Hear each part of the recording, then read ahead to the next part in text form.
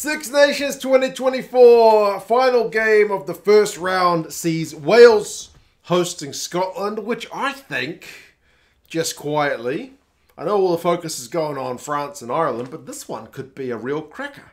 Because you've got Scotland, who've got ambitions of being better than just like the third place team in the Six Nations, and Wales, who will be absolutely looking with this young squad to show some of their doubters wrong in front of a sold-out Principality. But we'll go through some squads, some stats, recent history, and predictions, and you guys can let us know your thoughts on how this one is going to go. We'll start with the Welsh squad. There's a few new names in that squad if you've not been kind of following the URC. Some of these guys you won't know, and there's also the return of a few guys who haven't played for Wales for a wee while, and certainly a lot who are very low in their cap count. But you got Domachowski, Elias, and Brown as the front row. So Leon Brown's back in the Welsh squad. Good to see him back on the tight head. Elias continues on as the hooker who kind of started Wales's quarterfinal against Argentina way back at the World Cup. And Domachowski also played in that game from the bench, but here he gets a start. And then new captain Dafydd Jenkins is there in the second row. Fair bit of pressure on him. Still a very young man. When he's like 21. To be captaining your nations in a Six Nations, that's a big bit of pressure. But I mean, he's done it for his club, and he's had a kind of really rapid rise to the point where he's captaining Wales. So he seems like a guy who kind of takes this kind of thing in his stride. Not everybody has that skill set, and he's got Adam Baird beside him in the second row. He's a very experienced campaigner, big unit of a man, you know, tall, great maul defense, and as I say, very experienced. So yeah, he's got the kind of support around him to ensure that he's going to do a good job. James Botham is one of the guys who we haven't seen play for Wales for quite some time, but Wales have had a lot of depth in the back row, so I can kind of understand it, but I look forward to seeing that man get through a bunch of work because I do back him as a kind of high work rate player. Tommy Reffell will also be expected to make a heap of tackles. Remember, there's no Jack Morgan. He's missing the tournament with injury. He's a big man to replace, so Reffell will be expected to make a bunch of tackles, and then Wainwright was Wales's third top tackler at the World Cup. And the number one and number two guys are not here because the number one guy was Will Rowlands. He misses out because he's still tending to his wife who's just had a baby. And Gats is happy for him to kind of, you know, stay with his family and look after them. And number two was Jack Morgan, and he's injured. So number one and two tacklers aren't there. So Wainwright's got that little bit of extra pressure on him. But like I said, Tommy Reffell and James Botham are both high work rate guys too. So between the three of them, you can expect them to get through some tackles. Gareth, Davies and Sam Costelow, that's your 19 combo. So Gats, the one area he did pick a fairly experienced squad is with his nines. So Gareth Davies is there. You can certainly expect him to potentially snipe every now and again. And then Costelow is going to put his hand up for that number 10 job. It still remains to be seen who will be the kind of the new guy who takes over that role, because with Bigger retiring, there's still a few guys who could potentially step into that role long term, but Costelow's the guy who gets the first chance. Nick Tompkins is there at 12, so that's a bit of familiarity alongside Owen Watkin. Gats did mention that George North took a bit of a stinger last week, so he misses out because of that. Otherwise, I think it would have been him at 13. Watkin is the kind of guy who comes in to replace him, bit of a different player. And then Tompkins, I feel like a guy, he's one of the guys, because I love my stats, that I feel like gets a little bit underrated. Plays for a very good team in the Premiership.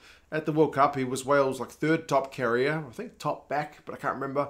And you know, their top offloader, one of their top tacklers. So he gets through a lot of work, does Nick Tompkins. So we'll see how he goes at number 12. I think he's going to do a good job.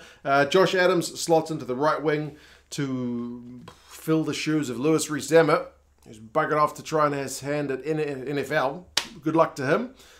Josh Adams is certainly a good guy to have in his stead, but not quite as X-factor as Rees-Zammit. Like in Rees-Zammit, you're literally losing your guy, at least if you're looking at World Cup stats, who had the most clean breaks for Wales and easily the most tries for Wales. So yeah, he's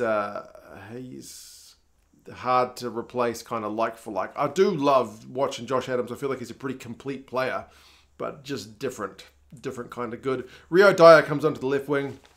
He's got some real wheels, so yeah, we'll see if he can get himself into some space. And then Cameron Winnett, who we kind of weren't expecting to see play because he went into the squad with a jaw injury, but they've said that, no, he's been given a clean bill of health to play. really exciting prospect there at fullback for Wales, uncapped. But if you're looking for run meters, defenders beaten, carries and kick meters and all that kind of stuff you would expect to see from a fullback, proper exciting player, he is there at 15. So I look forward to Scotland kicking him a bit of ball and to seeing what he could do should he decide to run it back. He may be under instructions to kick the leather off it, but I hope if he sees it's on that he has a wee run. Bench-wise, Elliot D, Kemsley, Mathias and Keiron Assiratti.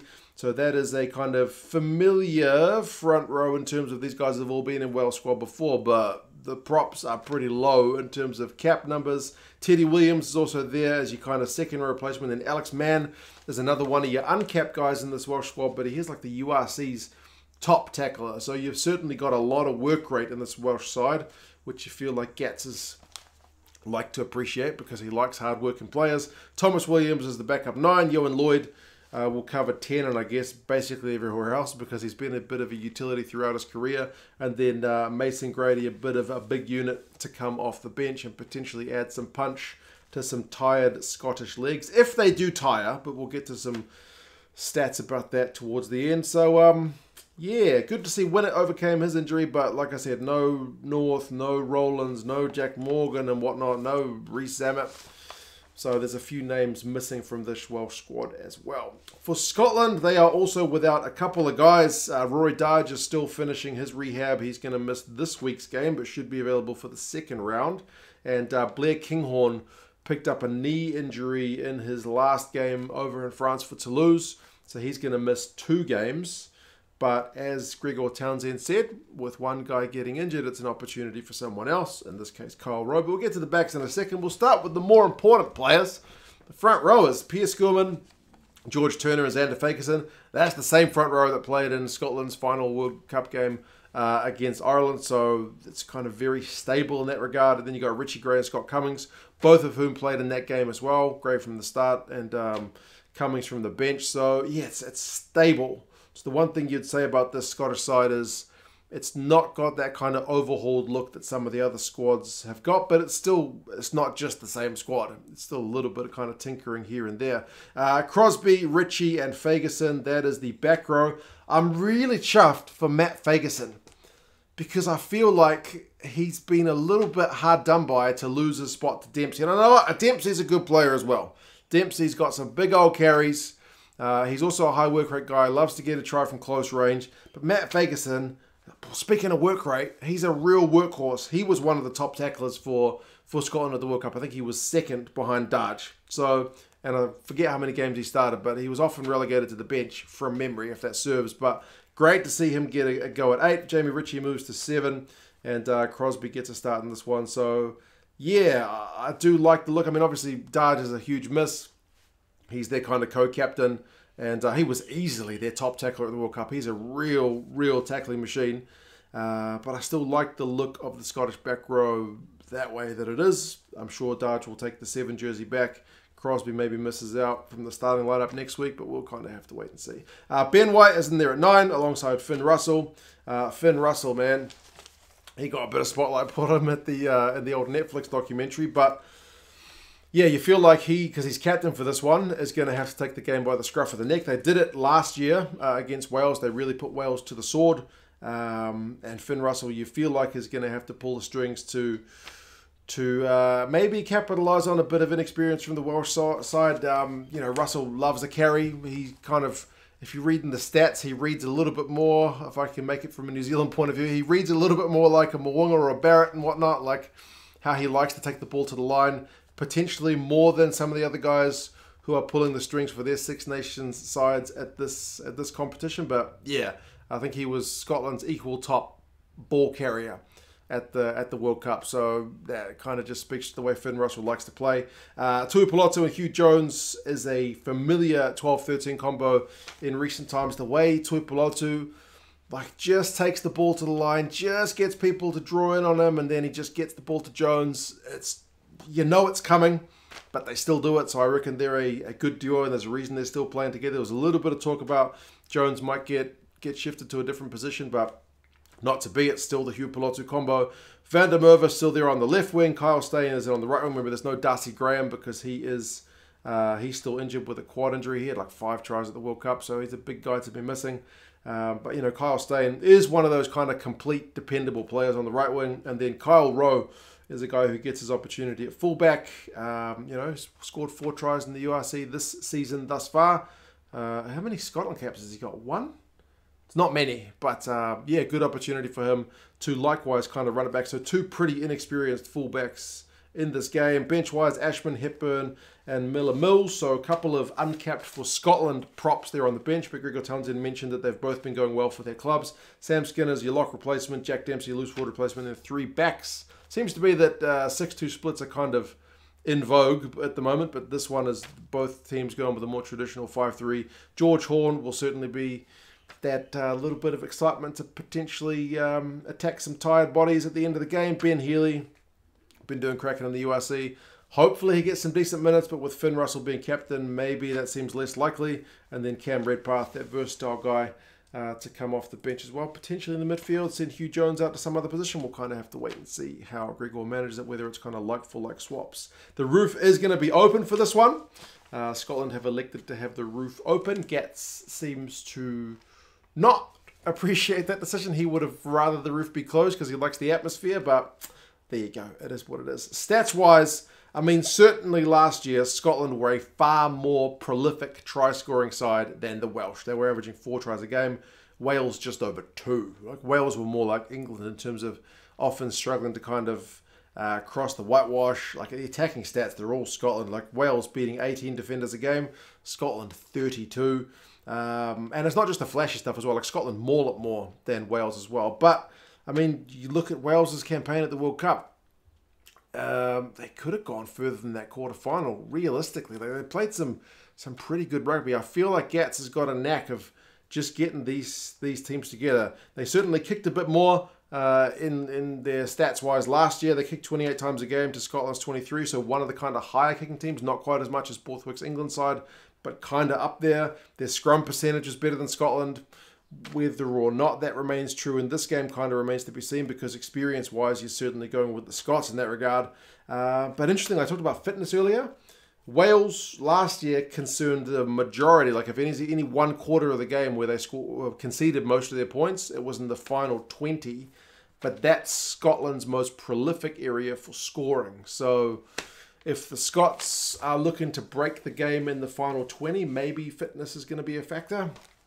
We'll have to kind of wait and see. Those are 2023 stats, and we are in 2024, so it's an entirely new kind of kettle of fish. The last 5 games, it's been a pretty close one, with 3 games going Welsh in the Welsh way and 2 games going Scotland's way. Scotland don't usually win in Wales. They do have 1 win in Wales in these last 5, but it wasn't in Cardiff. It was in Llanelli, so that's still a little bit of a factor, you would think. I don't think Scotland's won in Cardiff since 2002.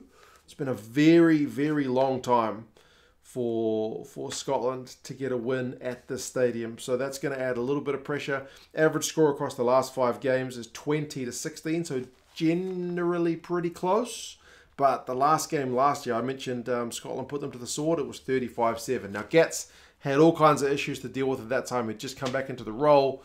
Welsh rugby was in a bit of turmoil. Now you feel like, even though they've had to bring in all these youngsters, it's a bit more settled. He's kind of got a platform to build on, and it's kind of upwards from here, I would imagine. But certainly Gregor Townsend's ahead of him in terms of like preparations and how long he's been with the side, and you know, more stable squad and all that kind of stuff. So yeah, we'll kind of have to see. Predictions wise, Scotland are the favourites, but only relatively marginally. 3 points, say the bookies. 1 point, says the rugby forecast algorithm. So that's what I mean about this one. Potentially going to be a bit of a cracker, although I should say the average score being 20-16 across the last 5 is kind of relatively low scoring. So it might be a tight one. It's on at the Principality.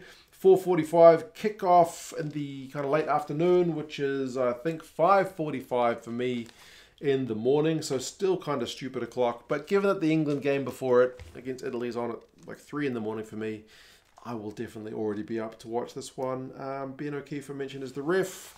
Hopefully he has a good game. A couple of Kiwi refs for this opening round. But yeah, you guys let us know your thoughts. Do you think Scotland, number 6 in the world, stable coach, stable squad, will go and put this Welsh squad in Cardiff to the sword, or do you think Cardiff will be the kind of defining factor for this Welsh squad at home? Not a place they usually lose to Scotland. You think they can hold up? You guys let us know your thoughts. Play some Super Brew if you want, down in the description. Sign up before the kickoff this weekend to get into the kind of predictions game. But yeah, you guys take care, and talk to you guys again soon. See you later.